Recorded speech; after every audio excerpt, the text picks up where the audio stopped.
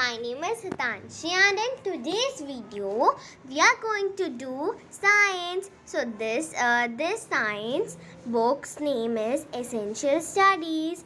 It's of class 5. So let's start. So today we are going to start with the theme 4 and the name of our theme is, what is the name of our theme? Pollination. Okay, so it is a theme that's about some flowers. In this chapter, we are going to learn about the parts of a flower, types of a flower, pollination and its process, and agents of pollination. So these all are the things that we are going to learn in this chapter. So now you all can see, like in this chapter, at the last border, a exercise is given. Let's warm up. So in this exercise we have to identify the names of the flowers that are given below to us.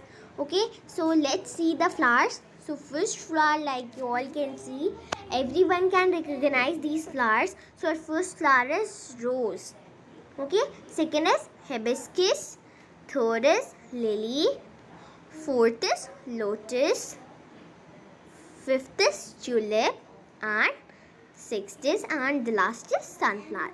You all can recognize it by their pictures. If these pictures are not there, so we are not able to recognize all these flowers. Like pink, this pink stands for lotus, yellow stands for sunflower. As it is tulip is having so many colors. Lily too is having so many colors. Hibiscus is having red, and rose is also having many colors like pink, light pink, and all in all. So now let's just get started with the chapter. So firstly, over here, like you all can see, some questions are given to us. So these are questions we can do ourselves too. So let's begin with that chapter. Okay, so firstly, what is the given line? Firstly, let us just focus on the parts of a flower. So see this. This is a part of a flower. Okay, this is a full flower in which we have to just understand what is the type of flower and how many parts it is having. So firstly, let us read all the paragraphs and then we'll come to this. Okay, so firstly, let us start.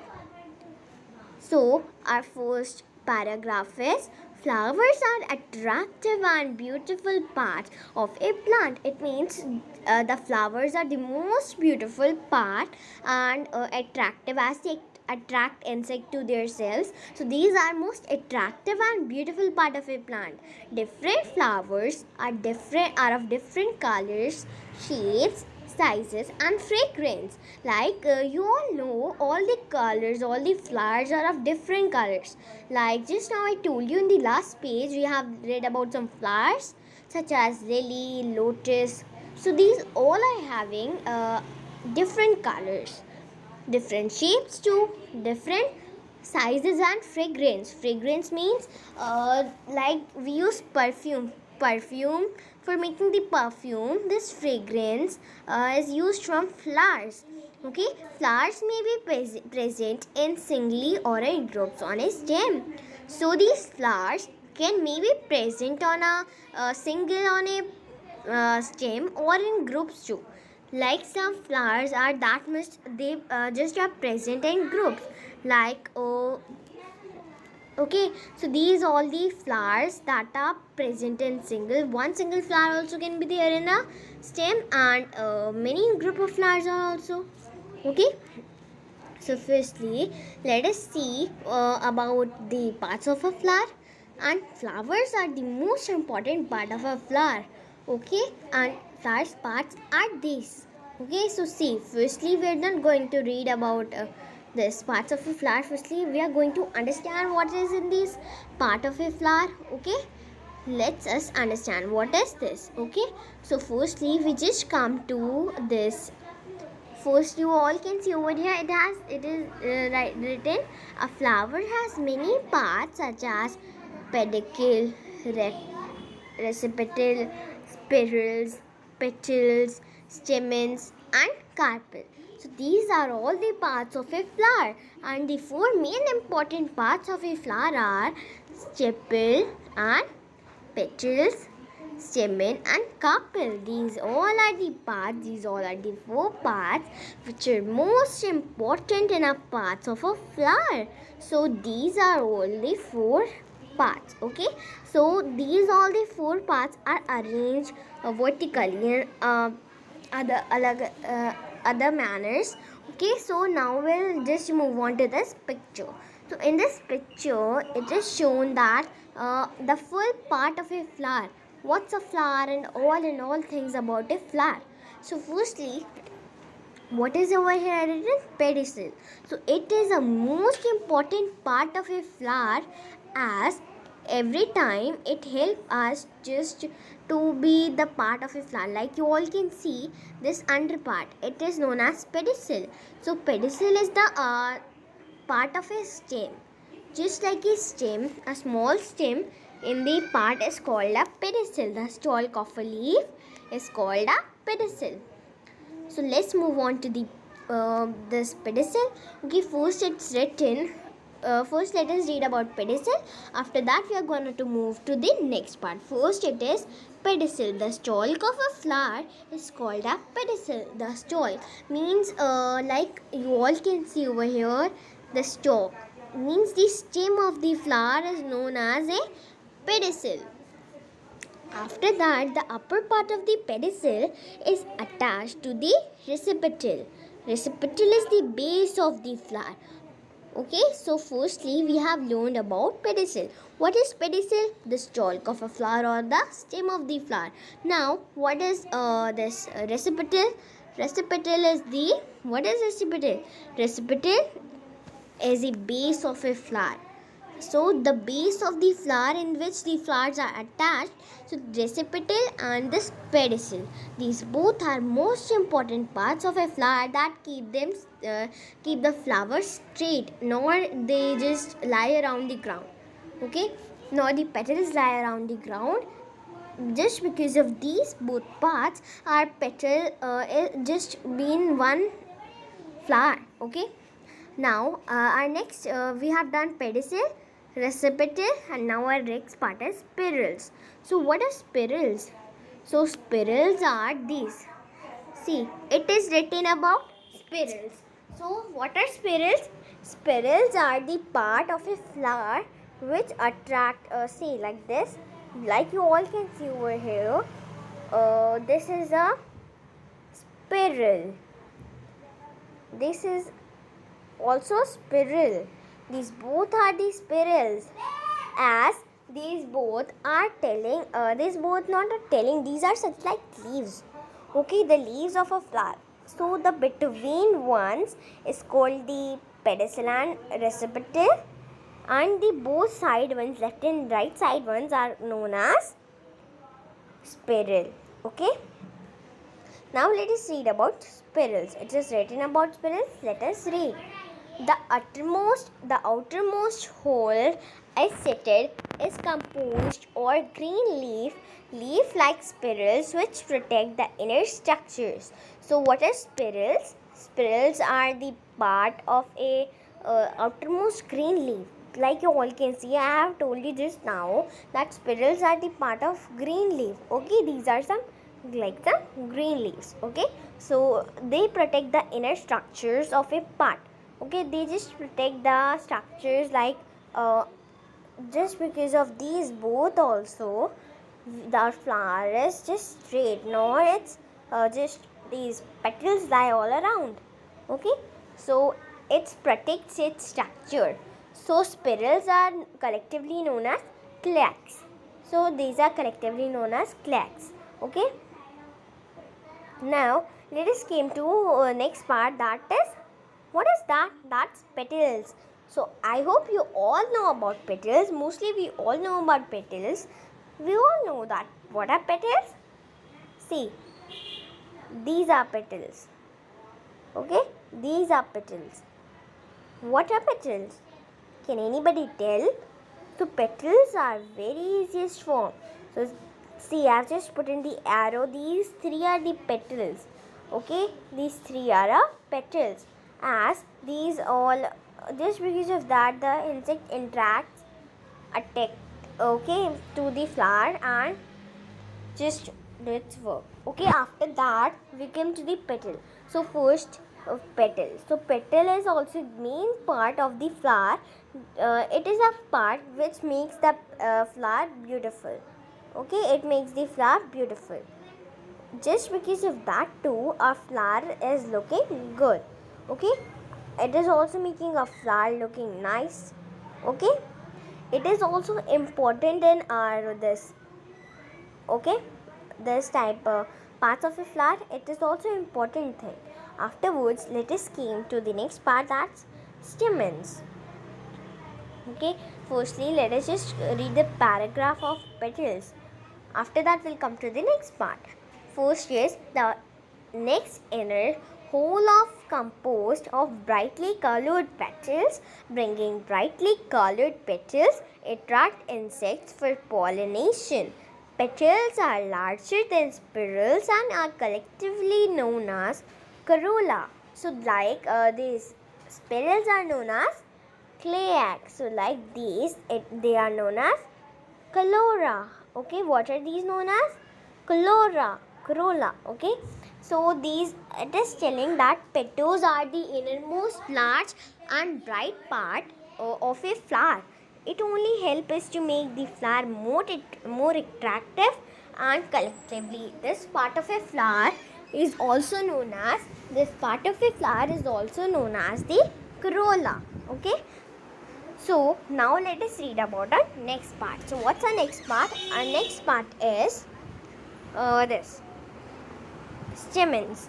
So let's move on to stamens. So what are stamens? Stamens, like you all can see over here in this picture, the stamen is having two parts over here. Okay, so it means that stamen is made up of this much parts. Okay, so first read about the paragraph. Stamen form the third hole of the flower. They are the male productive part of a flower and are collectively called androecium. Anther and phlegment are two parts of a stamen. So these are two parts of a stamen. What are they? Anther and filament. Okay, so these are two parts of this stamen. So these are also known as androecium. Okay, these are also known as androecium. The filament is like a thread and a structure that supports the anther. Anther contains of pollen grains. Pollen grains have male gametes sperms in them. It means that this, like you all can see, the flower, the upper part is known as anther, and the stem, which it's like a thread, just like a thread, which protects us to get this saves us, or just because of this only the flower is standing in a position and it supports the anther. Okay, now let's just move to our next part. That's name is carpels. So carpels are also having three parts. What are the names of these three parts? These are stigma, style and ovary. Okay, these are the three parts of a flower. So these are the three parts of a flower. So like you all can see over here, let us read about the carpel now.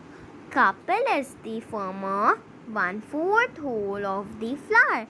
They are called female reproductive part of a flower and are collectively called gynoecium. Carpel consists of three parts: stigma, style and ovary.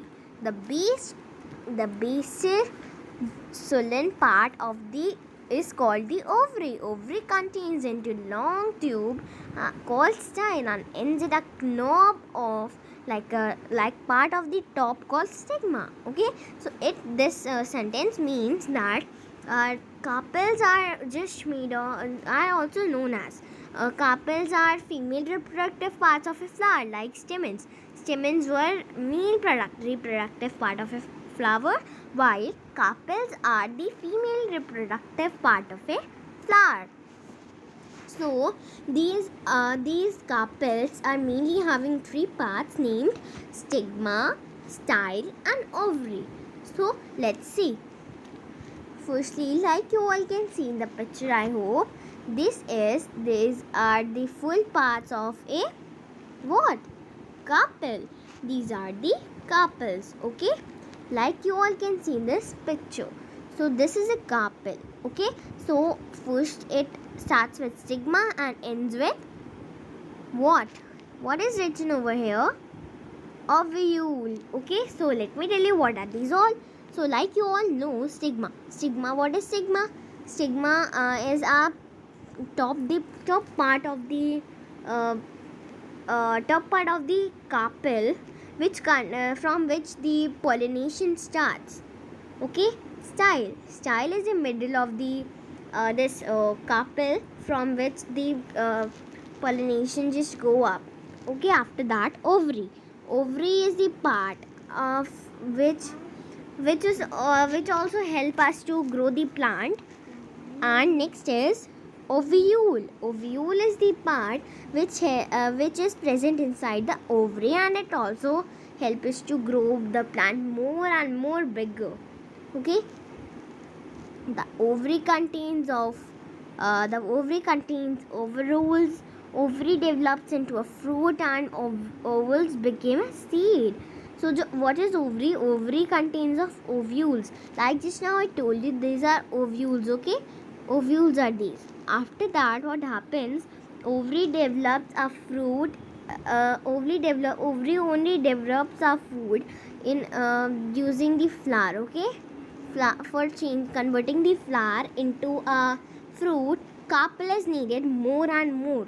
Okay, just because of this, we are able to make what? Carpel and the fruit.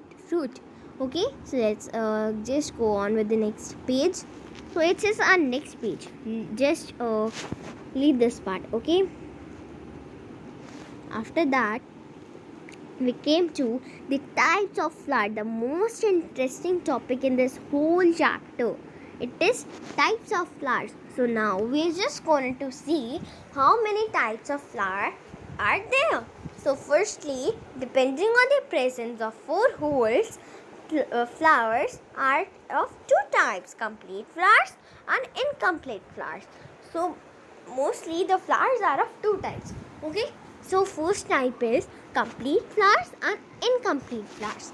Just now we'll know what are these complete flowers and incomplete flowers. So firstly, let us move on to complete flowers. So firstly, let us see what are complete flowers. So complete flowers are those flowers which mainly have 4 holes, like calyx, corolla, androecium, genoecium. And it is a complete flower. Like just now I told you, these are some parts which are named like this also. Okay, so these are the 4 parts in which if a flower is having these 4 parts, so it is known as a complete flower, like China rose. Okay, next part is incomplete flower. So like I just now told you about complete flower, this complete flower is the flower which is having all these 4 things. Okay, and incomplete flowers is that type of flower which is just having, which is just take the example of papaya. Not unreal, it's another type of flower. So just think that papaya is an incomplete flower. How is it an incomplete flower? It is incomplete flower as it is not having even corolla. If it is not having corolla, so all these things, 3 things he is having but not corolla, so it is not a complete flower. It is the incomplete flowers. Okay, next is, so this we have understood, and I want to just revise this: calyx, corolla, androecium and genoecium. What are these all things? So what is called corolla and what are these? So what is corolla? Corolla are the petals. See, corolla are the petals na. Next is calyx. Calyx are the spirals. Next is androecium. Stamens are the androecium. Carpel are the genoecium, like it is also given here. See, petals, stamens, and carpels. So these are the 4 parts are given over here too. Okay, so let's just read about the other paragraph. So first let's given, depending on the presence of male and female reproductive parts, flowers are classified into anisexual and bisexual flowers. So we are just now going to read in between, like these are anisexual flowers and bisexual flowers. So these are classified into 2 parts. Firstly, let us read about anisexual flowers. So what are anisexual flowers? Anisexual flowers are either male or either female. Like if anisexual flowers are females, so they can't be male, and if they are male, so it can't be female. Okay, so these are known as anisexual flowers. They can also be termed as incomplete flowers, like given over here. Okay, these are the other names of these type of flowers. Complete flower is known as anisexual flower. Complete flower is known as bisexual flowers, and incomplete flower is known as anisexual flowers. So anisexual flowers is now we read is a incomplete flower. Now let us read about this bisexual flowers. Okay. So what are bisexual flowers? Bisexual flowers in which both male and female reproductive organs are present are called bisexual flowers. Like just now I told you that in the anisexual flowers they can be either male or either female. Okay, so in this they are both, like they in this part they were either male or either female, one then each. One. Okay, so in this they can be either male or either female, any gender. Okay, so it can also be termed as complete flowers, like just now I told you. Okay, so for example, lily, hibiscus, mustard, these all the examples of bisexual flowers. So let us just go to our next page, and firstly let us go to this. Let us recall, it is very important. So what is it written over here? Write T for the true and for the false statements. So papaya is an anisexual flower. Is papaya an anisexual flower? Correct. So it's true. Second, a complete flower consists of 4 whorls. It's complete as it contains of all the 4 whorls. Stamen is called the male reproductive part of a flower. Yes, we have read it in the last part. Next is, recipetal is the stalk of a flower. No, absolutely wrong. It's the pedicel. Okay, it's the false answer. Next, let us go to our next page. So it's our next page. Let us read. Now, we'll just read about the pollination and its process. What is pollination and about its process? So let's see. Firstly, let us read about it. So first, have you ever seen butterflies, bees and moths visiting a flower? What can they do? So in this, they are mostly asking a question. Have you ever seen? If your answer is yes, so please tell me in the comment section. Okay, if anybody has seen insects visiting a flower, so if your answer is yes, so what do they do? Okay, what do they do in the flower? The insects visit flower to collect their food, nectar from flowers. Also at the same time, they help in pollination. So it's the answer of pollination. Like you all can see over here, it is given that the insects visit a flower. Why do insects visit a flower? They visit a flower to collect their food. Okay, just to collect their food and for what? To collect their food and to just collect nectar from the flower at the same time. So whenever we collect nectar from the flower, it's for their food and for the nectar only, insects go to visit the flower. Okay, food and the nectar. The process to transfer the pollen grains of anther to stigma is called pollination. Now this question can also come in the exam. What is pollination? So pollination is basically a process to transfer the pollen grains to anther to stigma. What is anther and what is stigma? We just now have read about the anther and the stigma. What is anther? Anther is the part of stamens. And what is stigma? Stigma is the part of carpels. Okay. Now let us just read the next part. So now let's just read about the types of pollination. What are the types of pollination? So pollination are divided into two types. They are self-pollination and cross-pollination. Firstly, let us read about the self-pollination.